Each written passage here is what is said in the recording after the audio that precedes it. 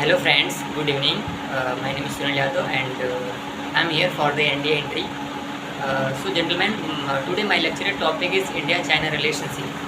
So for the better understanding, I will divide the topic into few sub parts. So let's understand the background of India and China relationship. As we all know that both the countries got independence after the between in the time frame of 1 or 2 years. Like India got independence in 1947 and the China got independence in 1949. So both countries got independence together, we can say. But our relationship is deep rooted. Our relationship has a very हमारी relationship जो है बहुत ही पुरानी relationship है। जैसा कि हम लोग जानते हैं कि जो बुद्धिज़्म स्टार्ट हुआ था इंडिया में, वो चाइना में भी एग्जिस्ट करता है, स्टिल अभी भी एग्जिस्ट करता है। तो हम लोग वहाँ से अनुमान लगा सकते हैं कि इंडिया और चाइना के रिलेशनशिप पास्ट में भी काफ़ी अच्छे रहे थे। So it is the starting of our relationship in the beginning when in both nation got independence. So हम लोग अपनी इन द रीजन में पीस इस्टेब्लिश करने के लिए हमारे उस समय के prime minister mister Pandit Jawaharlal Nehru ji ने चाइनीज़ प्रेसिडेंट के साथ एक पंचशील एग्रीमेंट करा था, पंचशील प्रिंसिपल एग्रीमेंट करा, जिसमें 5 प्रिंसिपल्स थे कि हम लोग जैसा कि एक हो गया कि हम लोग अपनी एक दूसरे के इंटरनल अफेयर्स में इंटरफेयर नहीं करेंगे और हम लोग एक दूसरे पर अटैक नहीं करेंगे। और उसके बाद ऐसे ही कुछ उसमें क्लॉजेस थे। Then after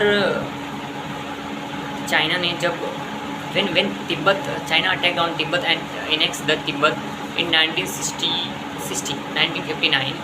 Then after India gave the refuge, वहाँ के जो मोंग थे उनका नाम था दलाई लामा, उन्होंने इंडिया में शरण ली। तो इंडियन प्राइम मिनिस्टर ने उनका वेलकम किया और उनको धर्मशाला में शरण दिया गया।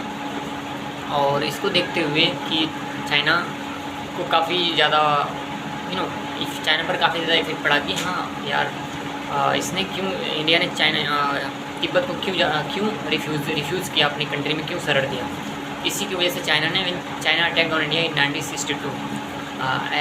Eight the time we were not prepared and we were one of the weakest army in the world. Like we have not so much weapon system, so much personnel.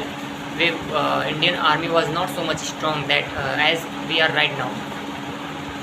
So we lost our union territory, Ladakh, Siachen, as well as some part of Arunachal Pradesh.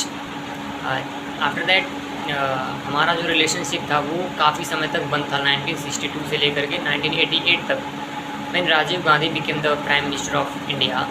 Then उसके बाद relationship Rajiv Gandhi visit किए China में, वहाँ से relationship हम लोगों का थोड़ा ट्रैक पे आना स्टार्ट हुआ। हम लोगों ने उनके साथ एक एग्रीमेंट साइन करा कि हम लोग बॉर्डर एरियाज़ में वेपन को तैनात नहीं किए जाएंगे, डिप्लॉय नहीं करे जाएंगे और हमारी आर्मी पीसफुली अपने जो वो हैं डिस्प्यूट्स हैं उनको रिजॉल्व किया जाएगा हम लोग।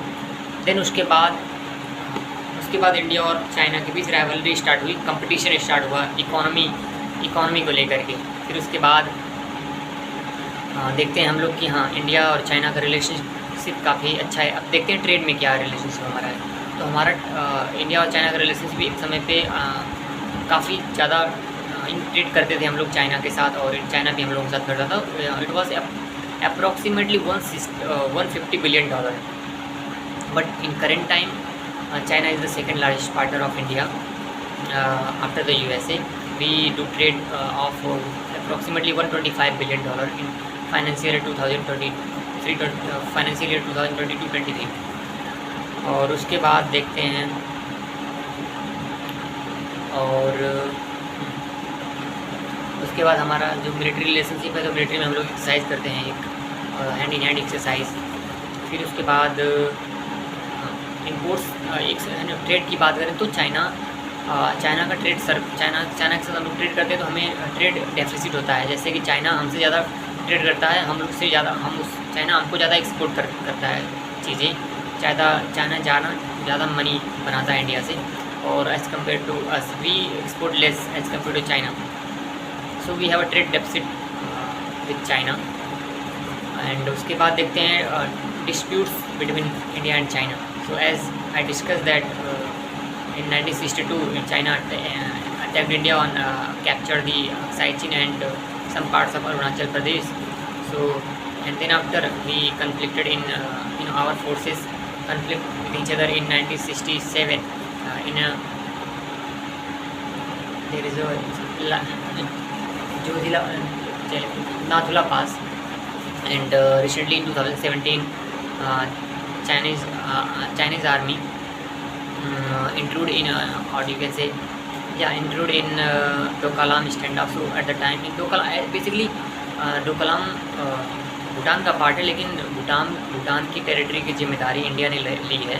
इस भूटान की रक्षा इंडिया करेगा. और जैसे कि डोकलाम ये था ना, डोकलाम काफ़ी हाइट पर था. वहाँ से चाइना का प्लान था कि वो हमारी टेरिटरी को काउंटर करे. जैसे कि हमारा ना टेरिटरी लाइक हमारा जो एक कुछ किलोमीटर का एरिया है जो कि हमें हमारे मेनलैंड इंडिया से नॉर्थ ईस्ट रीजन से कनेक्ट करता है. उस पर चाइना की नज़र थी कि चाइना अगर उसको काट देगा तो इंडिया को डिवाइड कर देगा तो 2 पार्ट्स में. तो इंडिया ने उसके इस एस्पायरेशन को फेल कर दिया नेगोशिएट करके वहाँ पे डोकलाम में. और काफ़ी with the help of Russia pushed pressure on China. So Chinese forces back away from there. And then after in recently we have seen that हमारी forces और Chinese forces आमने सामने थी in Siachen, not Siachen, in Ladakh, especially in Pangong Tso region.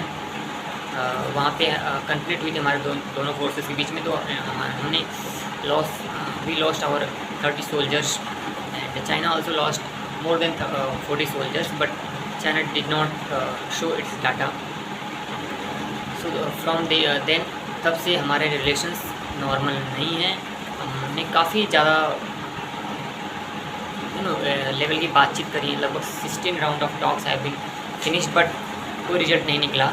और recently हम हमारी और US forces were doing exercise, military exercise in Uttarakhand की औली में. तो उस पर चाइना ने ऑब्जेक्शन जताया था कि इंडिया यहाँ पे 1996 और 1998 के लॉ को और एग्रीमेंट को का वायलेशन कर रहा है. क्योंकि इसमें 1996 और 1998 के एग्रीमेंट में ये कहा गया है कि दोनों देश अगर एक्सरसाइज करनी हो बॉर्डर एरियाज़ में नियर 100 किलोमीटर के एरिया में अगर कोई देश एक्सरसाइज करता है तो उसको पहले जानकारी देनी पड़ेगी. और अगर फोर्सेस डिप्लॉय कर रहा है तब भी उसको जानकारी देनी पड़ेगी. लेकिन इंडिया ने पहले ही जानकारी दे दी थी और उसको. और ये कोई 100 किलोमीटर से दूर थोड़ा सा 150 किलोमीटर के करीब इंडिया एक्सरसाइज कर रहा है. तो कोई वायलेशन नहीं करा है इंडिया ने. अब देखते हैं कंक्लूजन में क्या हो सकता है. मुझे लगता है कि कंक्लूजन में दोनों देशों को डायलॉग के थ्रू अपनी डिप्लोमेटिक रिलेशंस को इम्प्रूव करना चाहिए, सुधारना चाहिए और हैंडल करना चाहिए. और दोनों देशों को डिप्लोमेसी के मेथड से आगे बढ़ना चाहिए. और दोनों देशों को कोऑपरेट करना चाहिए एनर्जी सेक्टर में और आर्टिफिशियल इंटेलिजेंस सेक्टर में. और दोनों देशों को एक साथ मिल करके काम करना चाहिए ताकि एशियन सेंचुरी लाया जा सके.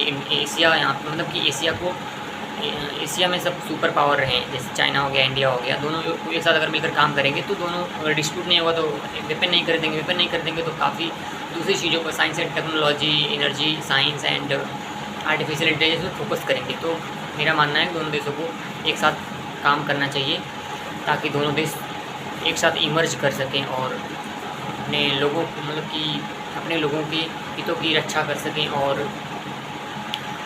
लाइफ स्टैंडर्ड अच्छा हो सके, लोगों का एजुकेशन अच्छी मिल सके और एम्प्लॉयमेंट मिल सके और उनका लाइफ स्टैंडर्ड काफ़ी अच्छा हो. सो मेरे ये विचार थे इसके बारे में. आपका क्या ख्याल है? Please come to comment in the comment section. Thank you and जय हिंद.